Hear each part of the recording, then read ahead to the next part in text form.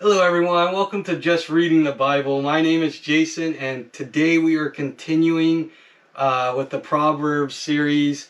We are now on chapter 21, so let's start reading. Alright, the king's heart is a stream of water in the hand of the Lord.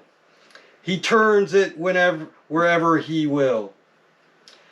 Every way of a man is right in his own eyes, but the Lord weighs the heart. To do righteousness and justice is more acceptable to the Lord than sacrifice. Haughty eyes and a proud heart, the lamp of the wicked, are sin. Those plans of the delight lead surely to abundance, but everyone who is hasty comes only to poverty. The getting of treasures by a lying tongue is a fleeting vapor and a snare of death. The violence of the wicked will sweep them away, because they refuse to do what is just. The way of the guilty is crooked, but the conduct of the pure is upright. It is better to live in a corner of the housetop than in a house shared with a quarrelsome wife. The soul of the wicked desires evil. His neighbor finds no mercy in his eyes. When a scoffer is punished, the simple becomes wise. When a wise man is instructed, he gains knowledge. The righteous one observes the house of the wicked. He throws the wicked down to ruin. Whoever closes his ears to the cry of the poor will himself call out and not be answered. A gift in secret averts anger, and a concealed bribe strong wrath. When justice is done, it is a joy to the righteous, but terror to evildoers. One who wanders from the way of good sense will rest in the assembly of the dead. Whoever loves pleasures will be a poor man. He who loves wine and oil will not be rich. The wicked is a ransom for the righteous, and the traitor for the upright. It is better to live in a desert land than with a quarrelsome and fretful woman. Precious treasure and oil are in a wise man's dwelling, but a foolish man devours it. Whoever pursues righteousness and kindness will find life, righteousness and honor.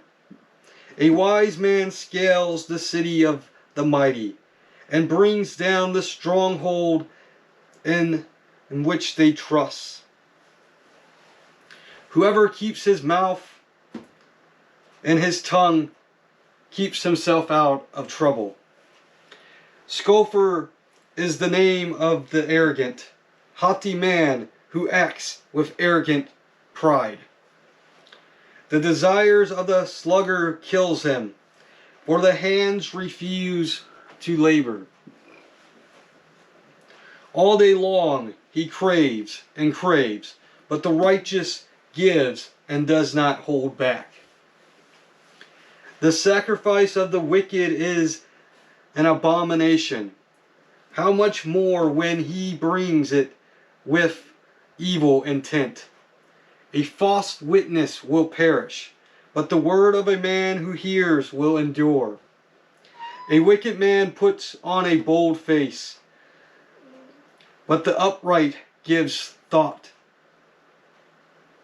to his ways. No wisdom, no understanding, no counsel can avail against the Lord. The horse is made ready for the day of battle, but the victory belongs to the Lord. All right, so I've written down three verses that I want to go through. Verse 11 in chapter 21, when a scoffer is punished, the simple becomes wise. When a wise man is instructed, he gains knowledge. So, I guess what it's saying, what it spoke to me was, at the time when I first read it, I was being foolish. And so,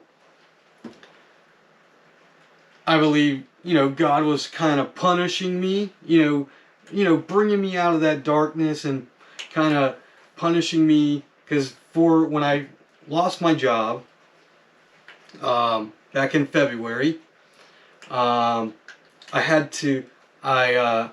filed unemployment, and I had to wait until basically the end of May before I got my first unemployment check. And then I had a job offer in April, but it fell through. And so I think it may have been a punishment, and it may be like a lesson. He was teaching me a lesson, so that way I could gain wisdom. And then through that, I started. Eventually, I started searching, and I got into the Bible. And so when a wise man is instructed, he gains knowledge.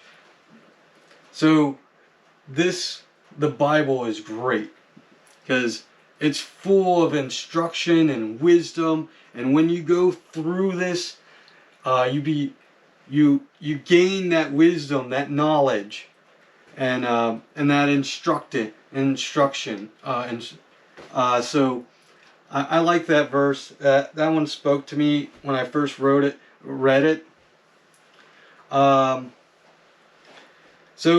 Verse 16. One who wanders from the way of good sense will rest in the assembly of death. So that spoke to me because I wander away from God, and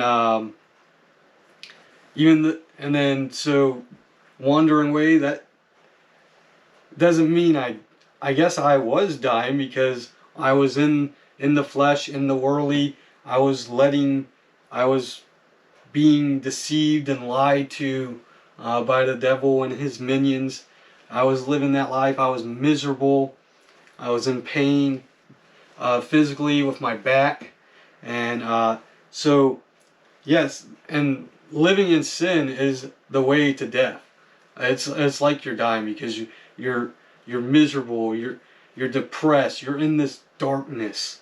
But once you return to God and you repent and ask for forgiveness and go through your salvation, and I went through that, and I got baptized again, and that darkness disappeared, and I feel so much better.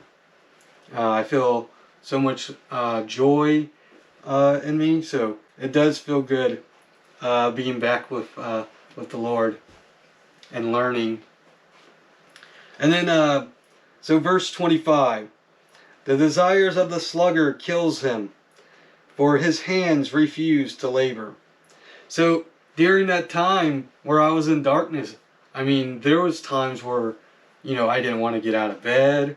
I just binge watch and eat, and and through that I end up